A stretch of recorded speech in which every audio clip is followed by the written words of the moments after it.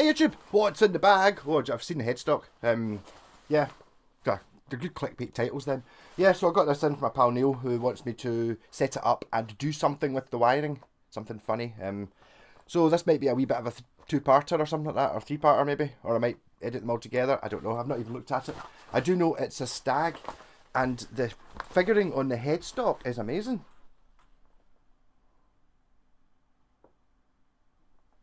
Hey, that looks pretty cool. I've got Fender charge you for that. Yeah, so I don't even know what colour it is. I'm assuming it's a Strat. It's yeah, looks pretty good. I see these ones that have got the metal badge here on the top, the Stags. They seem to be pretty good. It's actually got Stag branded Gotor type tuners. That's quite cool. It's even in tune.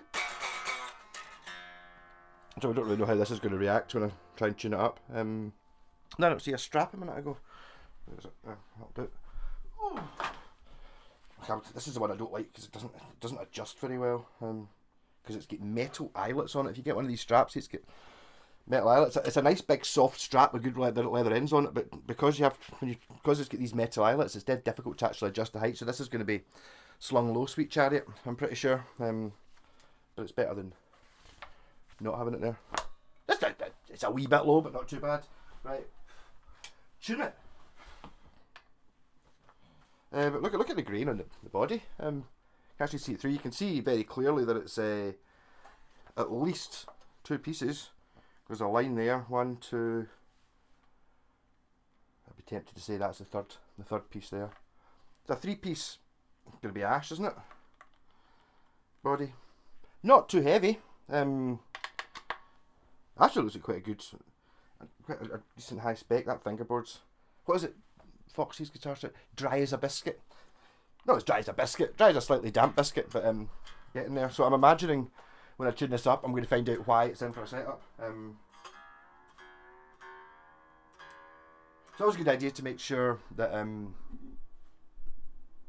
that these things work, rather than find out what's wrong with it, rather than take it to bits, put funny wiring in it, and then realise that why is my super humbucker switch not working? And it's because the volume control doesn't work. That was, so I've just got to make sure everything works before I do anything.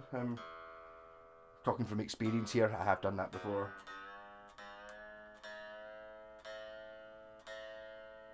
It's always a good idea to check, make sure like the tone pots work and the switch works and the jack output works. And the pickups work before you actually go spending ages doing some mad elaborate wiring thing and then going, why is my super, nobody's ever done it before, made out the top of my head wiring system not working? It's because the pickup never worked to start with, it was broken.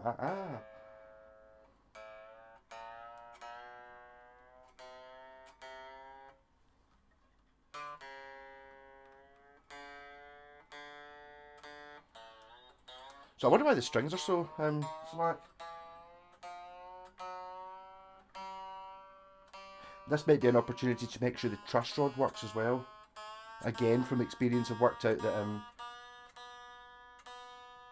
you don't want to spend ages doing a guitar, get it all perfect, and then realise that the reason it was cheap was because the truss rod's broken.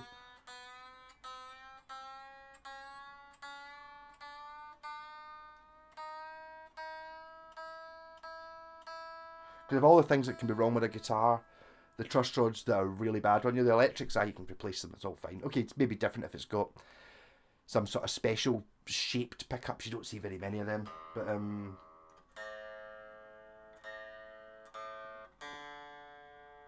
the truss rod, it's like, these things are repairable. If it's a 10 grand Fender, yes, you can steam the fingerboard off and then take all the frets out and redo the truss rod and then put it in the, you're not going to do that with a,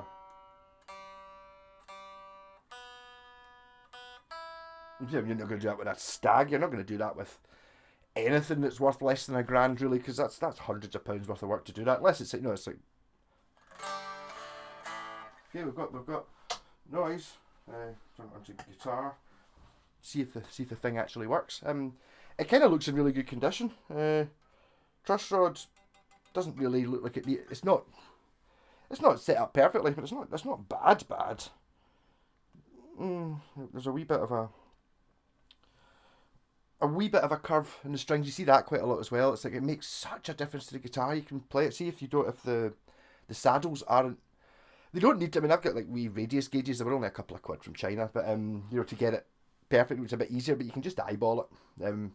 You know, you kind of want, you know, the two E's are lower, and then the next two are a wee bit higher next to, so just so you get like a bit of a curve to follow the radius of the fingerboard.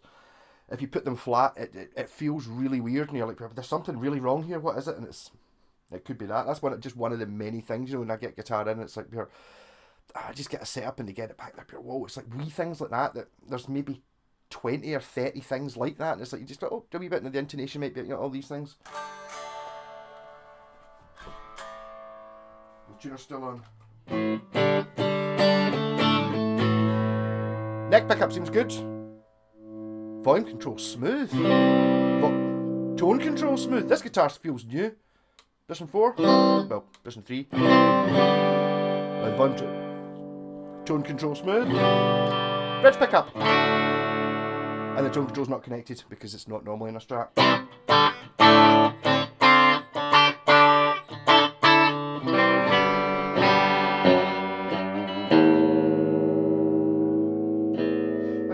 Tuners are a wee bit stiff, but that's because I don't think this guitar's ever been used. I'm pretty sure Stagg haven't made these for years. I think this might be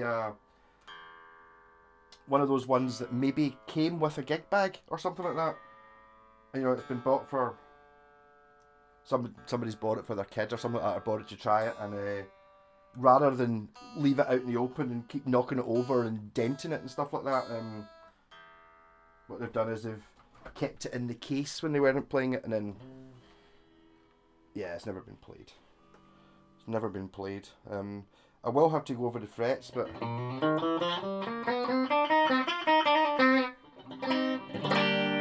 wee bit harsh. Not bad.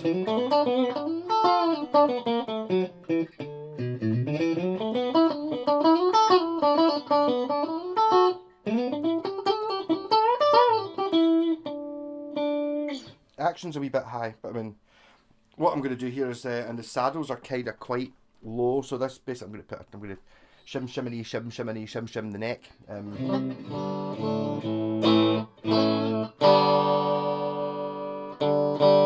I think these are new.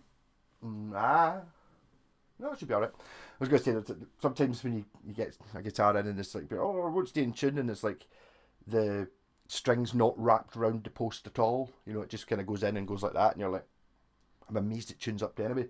Ideally, you want sort of 3 wraps. We've got like 1.5, just more than 1, 2. That's fine. A few on that, a few on that, and a few on that. So it's just basically the D string might be problematic. Nope, the A string. And I used to always laugh at one of my lectures at uni. I used to say problematic. So it was his favourite word. Like, honestly, every single sentence had problematic in it somewhere. So this fingerboard needs oiling. I'll have to check the frets. They might be good. They've never seen any action. The tuners seem good as well. The pickup sounds alright. Are they hum cancelling? They will be, because it's a modern guitar. But if I put on tons of distortion.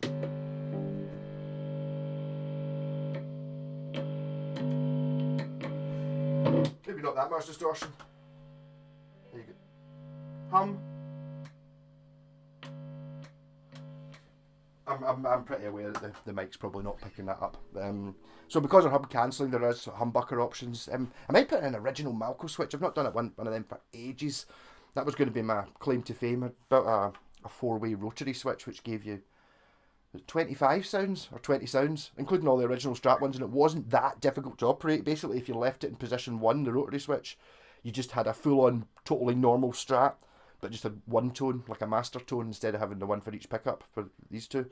And then if you did other things, you know, you could get these two in series and these two in series and out of phase, and these two, different things. 21, I think 21 rings a bell. Aye. Yeah, so looking forward to this. I don't see a tremolo bar for it. It's not as much fun looking in guitar cases when it's not my guitar. I do have a thing for looking in It's even got hybrid hybrid slinkies, 9046s. Yeah, that's fine. The tremolo bars for these are relatively easy to find. Not, I mean, it's just the difference between this and modern guitars is fine. It does need a wee bit. If you're looking for something to learn how to do setups and stuff on, like if I've been there. You've got your Fender and you've got your Gibson, and it's like you're paying a lot of money to get these things done. You're 100 and something quid to get it set up, and it's like, but I also get that you don't want to go in and break your £1,000 guitar by fidget with it and ruining it. So get something like this, this plays. It's all right at a party. You're giving this guitar, or at a gig, and this is like, oh, do you want to come up and play a song? And it's like you're giving this. That's okay. I can play it like this. It's not great, but it's playable. You just kind of like a bit of a slightly high action. It's not set up. Basically, that's why it's in for a setup, isn't it? And the nut could do a wee bit off the nut as well. It's a bit high. I think the thing with these things is, I mean, this is I'd imagine is sort of the Stagg premium line, but obviously in these guitars to get it set up at the factory, you really are almost talking about doubling the price of a guitar. If this was maybe 150 quid, something like that. So I mean, to get somebody in the factory to set it up, like an FGN or something like that is, because obviously the shop's selling 150 quid, so they're buying it for like 80, and then it's getting shipped and other companies have to make money, so it's probably coming out the factory for 30 quid, something like that. So if at that stage you put somebody in to cut the nut properly, because wood is a variable thing, it's not just a case of, it's just done by a machine. I'm not going to mention the H word. I don't mean heroin. I probably would get demonetized for that. No, what, like a female hero? Nothing wrong with that. Nothing wrong with that. I mean, Red Sonja, oh god, there is something wrong with that. Red Sonja is terrible. It's so disappointing, Red Sonja. It does have the most amazing music in it though.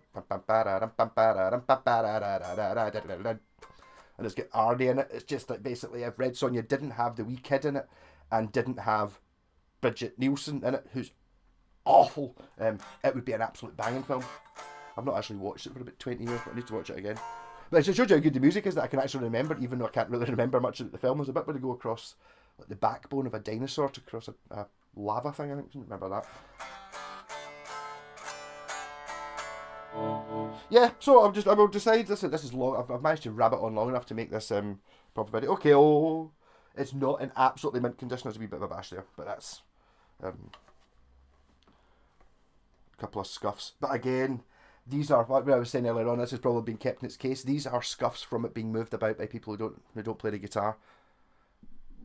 You will find when you buy your first guitar that you will hit it off the door frame when you're walking through, and you will bash it on things because you're just not used to having this thing. Whereas if you've got somebody like me who's handled hundreds of guitars, it's like constantly aware of where this is and where this is. You also find it a lot with people who have a shot of a bass who are just guitarists. It's like, I'll give it a shot of that. That's great. Bang! As they batter the headstock off the wall because it's, a foot longer.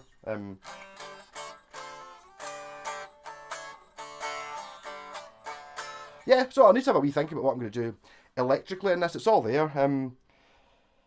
It's one of those things. I kind of like the idea of making these things reversible. That was what I was thinking with the Malco switch. It's completely reversible to get that out.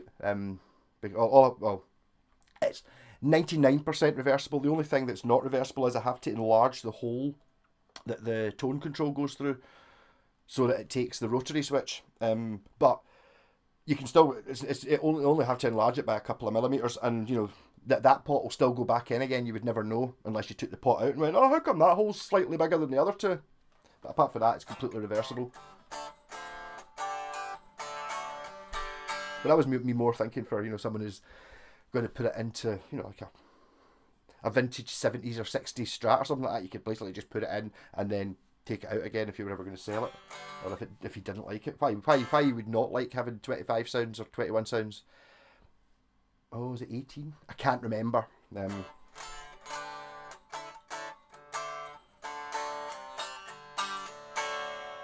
Yeah, there's actually one of these is I think it's actually sold. never seen it in Jen's shed. One of the J-Pax guitars is basically this guitar. Well, it's got the metal badge on it. I had before, I remember I had one of these and my pal Ivor bought one. So it was in, he lives in Erskine, I think it was 20 quid. So I want this Stag Strat. It's, you know, it's only a couple of streets away, 20 quid. I was like, aye, go for it, because I had, at the time I had another one, you know, black, identical guitar. Mine had the badge on it though. And the one Ivor picked up next time he was over, I was like, there you go, 20 quid. It was only 20 quid. But the difference between the two, it's like a newer one, without the metal badge, and every single component wasn't as good. Everything about it was just, I think what they'd done, which I think quite a lot of these companies do, is they were making, you know, this guitar, Jim Deacon did it, they were making this guitar and they were selling it for, you know, $149.99 or whatever it is. And then a couple of years later, it was like, yeah, right, well, we've kind of got to put the price up, and it's like, well, no, it's like, but we can get a much cheaper guitar made in another factory. And we can save 10 pence or 20 pence by not having the metal bit on it, and we can save 10 pence by putting tuners on it, and it's like, we can use cheaper wood, and we can, you know, use everything just a little bit less so they could keep the price the same, or just so they could make more money. The problem with all these guitar brands, no, apart from the ones that I do rate, you know, it's like they come into the market thinking, right, we're going to produce a fantastic guitar that's going to be the best guitar you can buy for the price point, 300 quid, whatever. And then once they've started selling, they start going, all right, okay, right. Well, we'll keep the price the same, but, you know, quite a lot of people aren't really going to know. They're just going to buy it anyway. But now we've got people know that a couple of years of it are good. We can just gradually reduce the quality, but keep the price the same. So it's like the quality goes, the price stays here, the quality goes down, but this amount of money is the amount of money you make off it, goes up. Businessman, that's the way to do it. Good businessman, buy it for a cent, sell it for $1, eh? Well, there was a Jen, I sort of got a message from Jen this morning, up here, oh, hi, somebody called Billy Sheehan's commented on the J-Pax guitars. It's like, somebody called Billy Sheehan? What, bass legend Billy Sheehan? Yeah, so Billy, we were talking about it up here. Yeah, just need to get it, and I think I actually said definitely it's up here. Need to get Paul Gilbert to see it. I bet you, I'm a bit of a Paul Gilbert fan. I bet you he would like it. He'd totally play one. And I was thinking, I could get him to paint my red stars down there. You know, sitting there going like that up here. If I get Jen to paint this, which is my favourite guitar. I don't know if I want to do that, but and then through Paul Gilbert, would be like, oh, because he's a fan of these. But, you know, one step away from Paul Gilbert is Billy Sheehan, obviously both in Mr. Big together, and I think they're still talking. So, I mean, it's like total internet sensation as the J-Pax guitars, really. I keep seeing it in guitar sites. I did post my Washburn Raven, which you can't see because it's dark, in the Facebook page I run, the Washburn Guitars, the Golden Era, I don't know, a couple of weeks ago when I got it. And I was like, you know, everyone saw it. And then someone else had posted one of the pictures of, it was all my J-Pax guitars, and Jen standing in the garden. It was me that took the photo. And they're like, oh, and it was like, no, the controversy. It's like, oh, I don't know if I like it, and oh, how can you do that to a vintage guitar, and you know, and then, isn't this pure hideous? Is quite a common one you get in like ugly guitars, and then it's just 50 comments of folk going, actually, I really like it. Oh, that red one, that's brilliant. You know, it's like, people fear change. So just because you've never seen, people keep calling it plaid, but I'm afraid we're in Scotland. It's not plaid. It's tartan. You know, that is, I mean, yes, I understand it's not for everybody, but look at it. Come on. How can that not be super awesome? In the studio next week, I'm going to take that in. That'll be fun. I don't know if I don't. The problem is I don't really get reactions from the rest of after the end the Black Sabbath band anymore, because I'm taking in crazy guitars all the time, different bass every week. You know, just because I can. I've got ones that you know, like to use for gigs, but we're just rehearsing. It's like,